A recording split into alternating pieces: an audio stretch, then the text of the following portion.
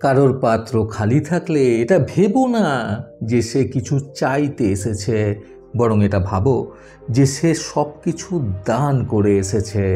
বন্ধুরা, এই অসাধারণ প্রসঙ্গটাকে কেন্দ্র করে আজকে আমি আপনাদের এক ধনী ব্যবসায়ী এবং একটি উটের সুন্দর একটি গল্প শোনাবো। চ্যানেলে নতুন হলে সাবস্ক্রাইব করতে ভুলবেন না এবং অবশ্যই গল্পটি ভালো লাগলে একটা লাইক আশা করব। বহু বছর আগের ঘটনা। ভিন দেশে এক ধনী ব্যবসায়ী বাস করতেন। তিনি ব্যবসা সংক্রান্ত ব্যাপারে উটের পিঠে চড়ে চড়ে এক স্থান থেকে আর এক স্থানে পরিক্রম করে বেড়াতেন। একদিন সেই ধনী ব্যবসায়ীর একটি নতুন উট কেনার প্রয়োজন পড়ে। কাজেই নতুন উট কেনার জন্য তিনি একটা বাজারে গেলেন। সেখানে গিয়ে তিনি দেখলেন সেখানে প্রচুর উট দাঁড় করানো রয়েছে বিক্রির জন্য। সেই প্রচুর উটগুলোর মধ্যে থেকে তিনি একটি উট পছন্দ করে সেই উটের মালিকের সাথে উটের দাম দর করার পর উটটা কিনে নিলেন। তারপর সেই ধনী ব্যবসায়ী নিজের কেনা উটটাকে নিয়ে আনন্দ সহকারে নিজের বাড়িতে চলে আসলেন। সেই ধনী ব্যবসায়ীর বাড়িটাও ছিল দেখার মতো। তার বিশাল বড় বাড়িটা খুব সুন্দরভাবে সাজানো ছিল, বাইরে ভিতরে উভয় দিকেই। ওনার বাড়িতে কিন্তু অনেক পরিচারক কাজ করত। সেই পরিচারকদের মধ্যে থেকে ধনী ব্যবসায়ীর একজন খুবই বিশ্বস্ত এবং বহু বছর পুরনো একজন পরিচারক ছিল শ্যাম। নতুন উটটা বাড়িতে নিয়ে আসার পর বাড়ির সকলকে দেখানোর পর যখন শ্যামকে ডেকে সেই ধনী ব্যবসায়ী উটটা দেখালেন, তখন শ্যাম এসে উটটা দেখে ভীষণ আনন্দিত হলো এবং ভীষণ আনন্দ পেয়ে সে তার মালিককে বলল, দাদাবাবু, এ তো আপনি খুব সুন্দর একটা উট নিয়ে এসেছেন। এই বলে শ্যাম ভালোভাবে উটটাকে পর্যবেক্ষণ করতে লাগলো। উটের গায়ে হাত বুলিয়ে বুলিয়ে সে দেখতে লাগলো। এইভাবে বেশ অনেকক্ষণ পর্যবেক্ষণ করার পর শ্যাম হঠাৎই আবিষ্কার করলো যে উটের ঠিক পেটের নিচটাতে একটা কিছু চকচক করছে। তখন শ্যাম সেখানে হাত দিয়ে দেখার চেষ্টা করলো যে সেই চকচকে জিনিসটা আসলে কি। সেখানে হাত দেওয়া মাত্রই সে দেখতে পেল সেটি একটি ছোট মতো চকচকে থলে। হাত বাড়িয়ে শ্যাম যখন থলেটা উটের পেটের ঠিক নিচটা থেকে টেনে নিয়ে আসলো, তখন সেই ধনী ব্যবসায়ী নিজের ঘরে গিয়েছিলেন কোনো একটি দরকারি কাজ করতে। থলেটা বার করে এনে সেটা খুলতেই শ্যাম দেখলো সেখানে ছোট ছোট বেশ কতগুলো হিরে রাখা রয়েছে। এটা দেখার পর শ্যামের চোখ উজ্জ্বল হয়ে উঠল আনন্দে। যেহেতু শ্যাম ভীষণ বিশ্বস্ত পরিচারক ছিল, সেহেতু সে তৎক্ষণাৎ 7-5 কিছু না ভেবে ছুটল ঘরের ভিতরে সেই ধনী ব্যবসায়ীর কাছে থলেটা দেখানোর জন্য এবং এটা বলার জন্য যে সেই থলেটার মধ্যে অনেকগুলো হিরে রয়েছে।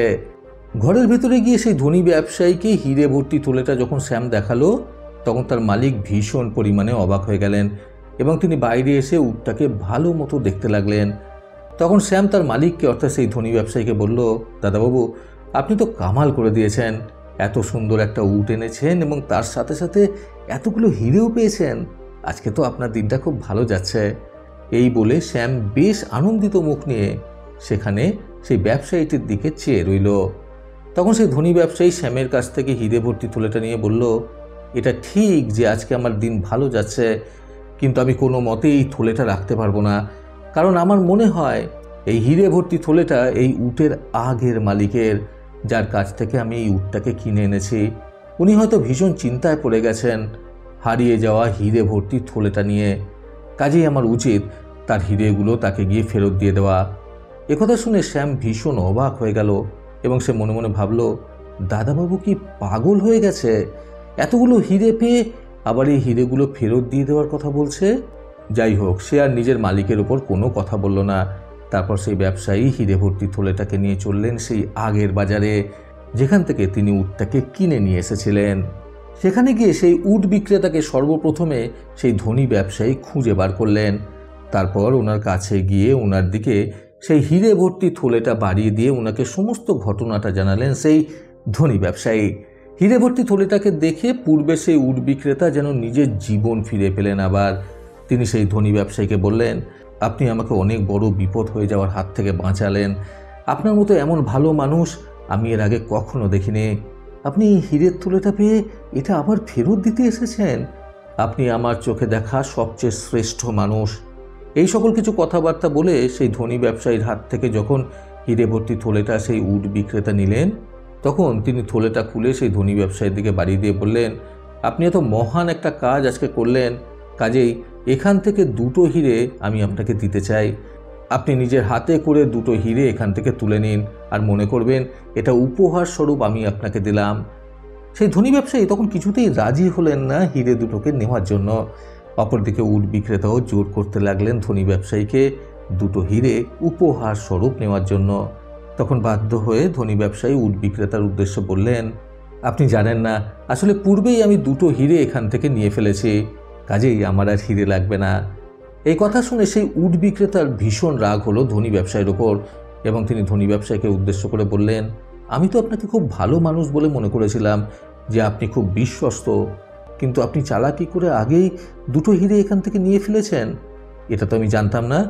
এই কথা বলার পর সেই উট বিক্রেতা নিজের হিরের থলের মধ্যে থাকা সমস্ত হিরেগুলোকে গুনতে লাগলেন।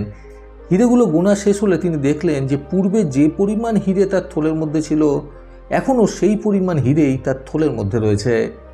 তখন তিনি খুবই অবাক হয়ে সেই ধনী ব্যবসায়ীকে বললেন, কিন্তু এখানে তো পূর্বের মতো সবকটা হিরেই রয়েছে, তাহলে আপনি যে বললেন 2টো হিরে আপনি এখান থেকে নিয়ে রেখেছেন? তখন উট বিক্রেতার কথার উত্তরে সেই ধনী ব্যবসায়ী বললেন, আমি যে 2টো হিরে আমার কাছে রেখেছি, সেই দুটোর প্রথমটি হলো বিশ্বাসের হিরে এবং দ্বিতীয়টি হলো আত্মসম্মানের হিরে। এই 2টো হিরে হলো অত্যন্ত মূল্যবান। খুব কম সংখ্যক মানুষ আছে যারা এই 2টো হিরে নিজের কাছে গচ্ছিত রাখতে পারে। এই কথা বলার পর সেই ধনী ব্যবসায়ী উট বিক্রেতাকে উদ্দেশ্য করে আবারও বললেন, এই 2টো মূল্যবান হিরে যখন আমার কাছে আছে, আমার আর কোনো প্রকারের হিরের প্রয়োজন নেই। একথা শুনে সেই উট বিক্রেতা আনন্দে সেই ধনী ব্যবসায়ীকে জড়িয়ে ধরলেন। বন্ধুরা, জীবনের আসল গুরুত্ব বুঝতে আজকের এই সুন্দর গল্প থেকে শিক্ষণীয় 3টি কথা সর্বদা মনে রাখুন। প্রথমত, জীবনে টাকা পয়সা অর্জন করাটাই কিন্তু সব কিছু নয়। টাকা পয়সা থাকার সাথে সাথে নিজের মধ্যে আত্মবিশ্বাস এবং আত্মসম্মানবোধ থাকাটা খুবই জরুরি। দ্বিতীয়ত, মানুষের কাছে বিশ্বাস অর্জন করতে পারাটা জীবনের এক অনেক বড় পাওনার মধ্যে পড়ে। তৃতীয়ত, জীবনে সৎ উপায়ে টাকা অর্জন করাটা খুবই প্রয়োজন। অসৎ উপায়ের টাকা বেশি দিন স্থায়ী হয় না। প্রতিবারের মতো আবারও বলবো, এই পৃথিবী তাদেরকেই সম্মান দেয় যারা ইউনিক কিছু করার ক্ষমতা রাখে।